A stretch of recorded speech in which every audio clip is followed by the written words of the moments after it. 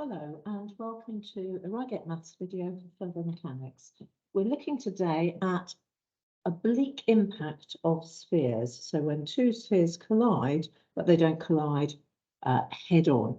So we've got a sphere possibly traveling in this direction.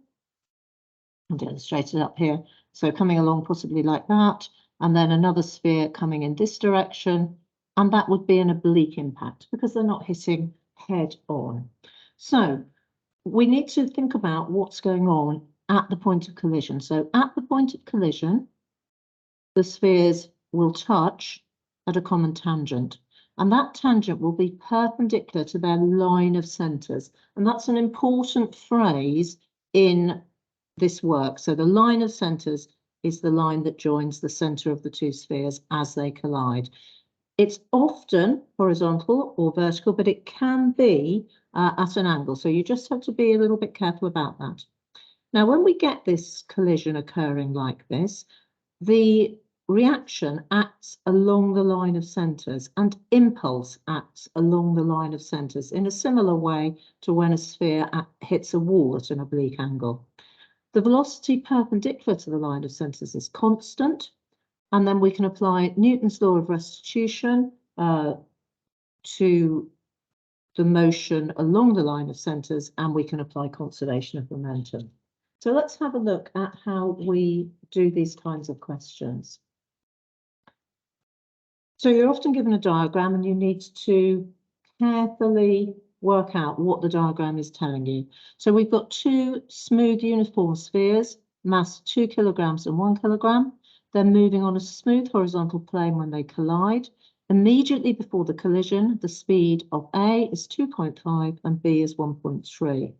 When they collide, the line joining their centres makes an angle of alpha with the direction of motion of A. So here's the line of centres. A hits at an angle of alpha and B hits at an angle of beta. So this is as they collide.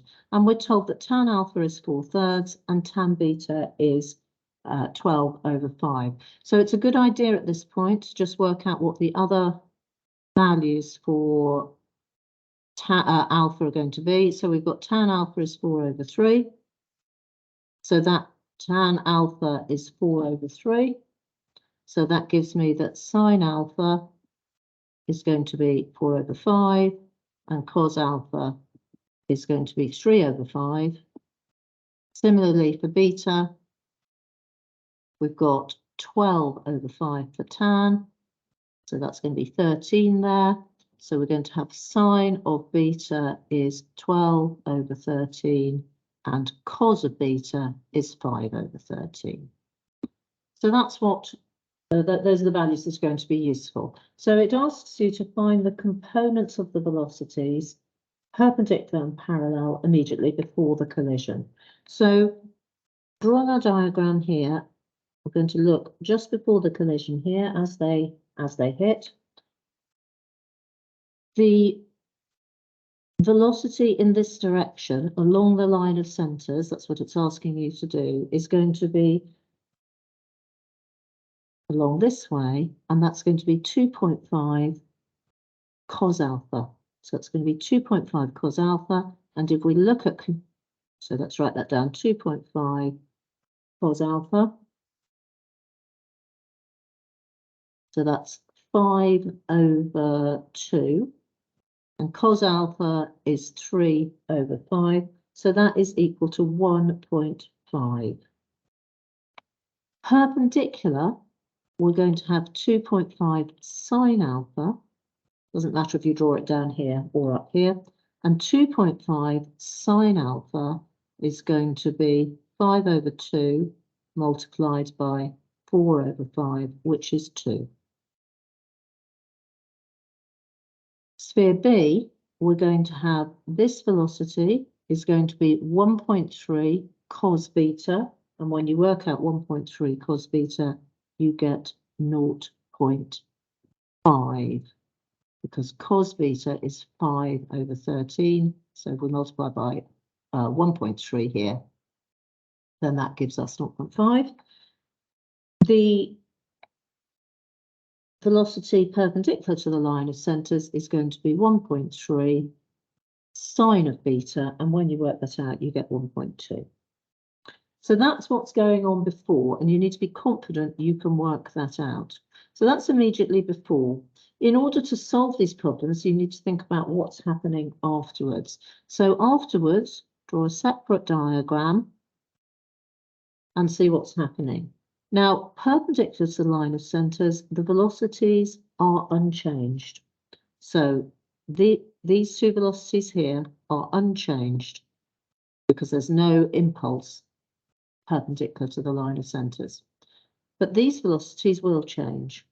And so we're going to mark them in as V and W. You can't always tell whether this sphere is going to be reversed or not.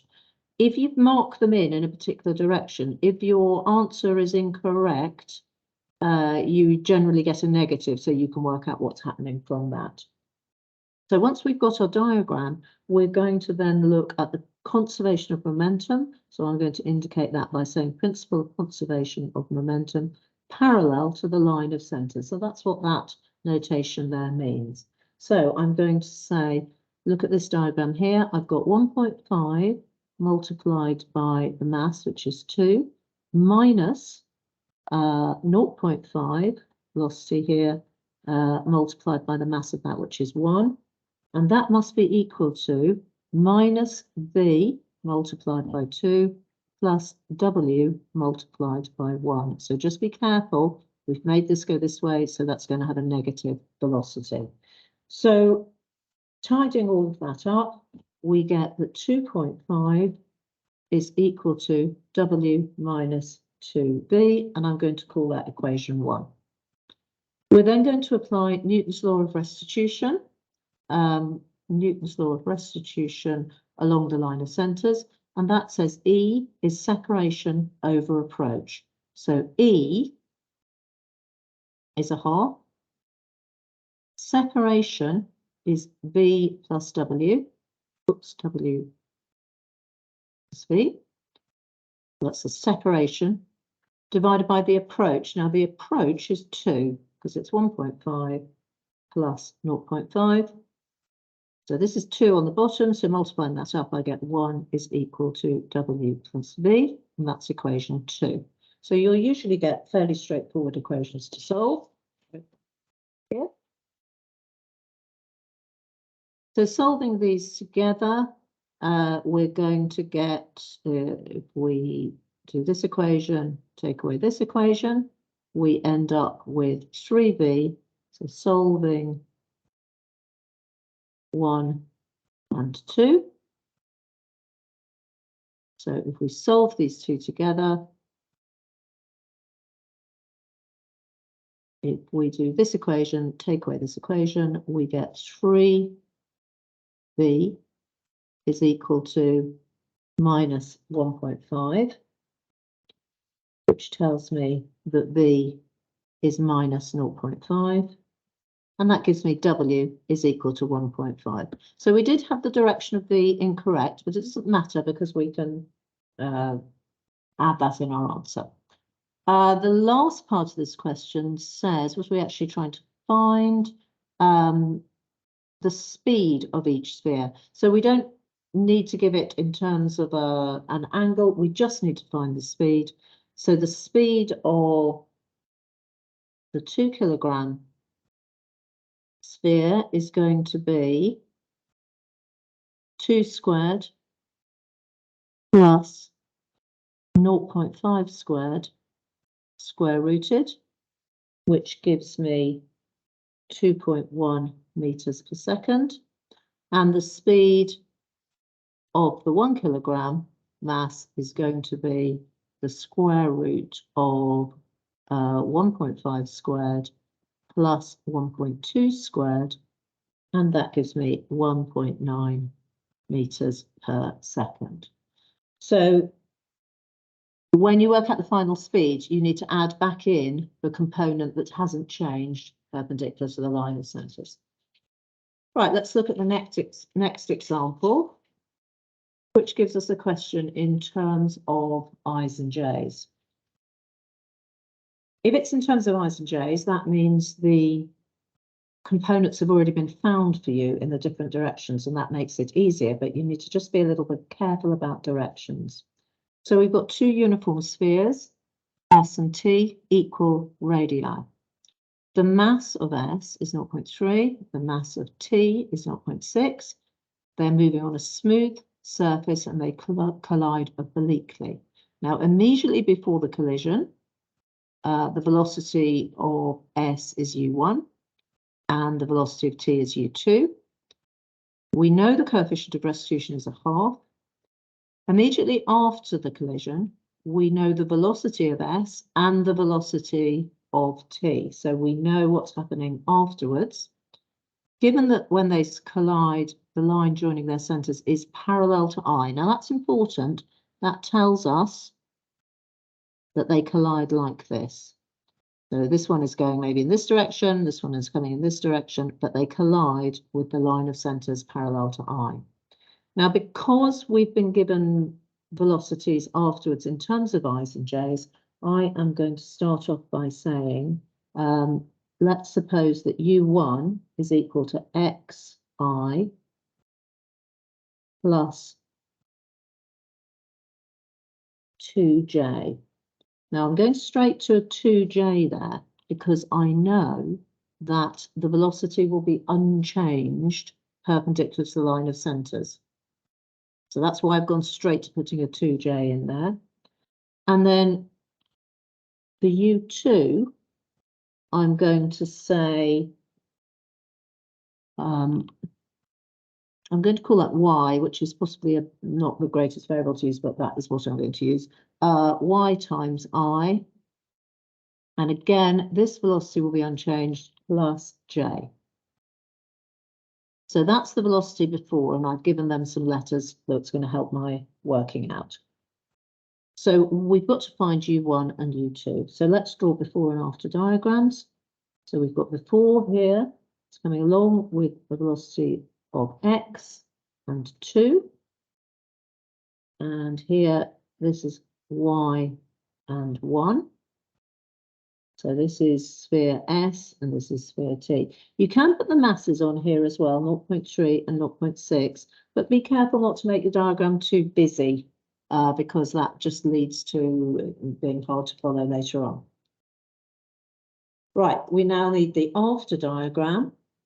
So the after diagram gives the information that they told us in the question. So it's going with a velocity minus I plus 2j and I plus j. So that's after. So we're just going to do the same thing we did before. We're going to use conservation of momentum.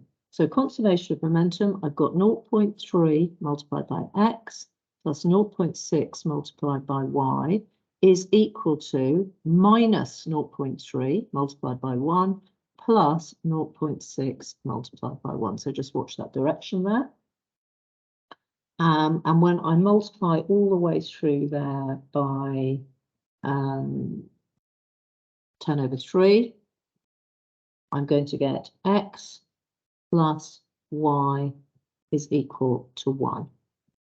That's what I get for the first equation. So that's equation 1. I'm then going to use Newton's law of restitution, which says E, which we're told is a half, is separation, which is 2, 1 in each direction, over approach. Now the approach, x must be going faster than y, otherwise they're not going to collide. So it's going to be x minus y for the approach speed. And tidying that up, I get x minus y equals 4, and that's equation 2. So if I do equation 1, take away equation 2, I'm going to get that 2y is equal to, let's just check that's right. So I should have had a 2 there. X plus 2y equals 1, beg your pardon. So when I subtract these two equations, I'm going to get that So this equation, take with that equation, is minus 3y is equal to 3. So that gives me y is minus 1. And that gives me that x is equal to 3. Just make sure that they fit your equations, but also just make sure it makes sense in terms of the collision. So if this is 3 and this is minus 1, that's fine, a collision will occur. So we've now found U1 and U2, but let's just state them. So U1 is going to be 3i plus 2j, and U2 is going to be minus I plus j. So I found those two velocities. Right, what happens next is that T, which is the second particle, goes on to hit a smooth wall, which is parallel to J. So here is the wall, parallel to the J direction. So we've got this particle here, and it's coming at the wall with a velocity of I plus J. So it's coming actually at 45 degrees. So that's I plus J. And it's going to bounce off the wall. We know that that's a half. That E is equal to a half. So let's just think what's going to happen. It's going to bounce off the wall with a velocity of AI plus J. J is just going to stay the same because the perpendicular vector here is parallel to the wall. So the J vector is parallel to the wall. So that will stay unchanged, but the I vector will change. So let's have a look at what's happening here. So C,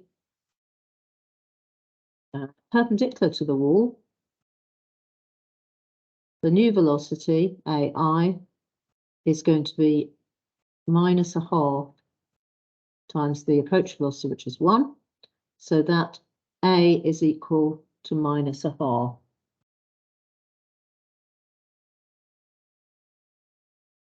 Now we need to just be careful with our signs here.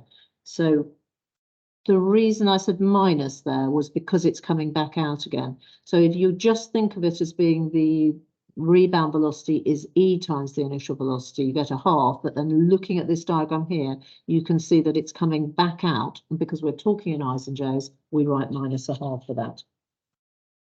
We now want to find the angle that it's deflected. So we're essentially finding the angle between the vector 1, 1 and the vector minus a half, 1. So we're finding the angle between those two vectors, and we're going to do that using the dot product.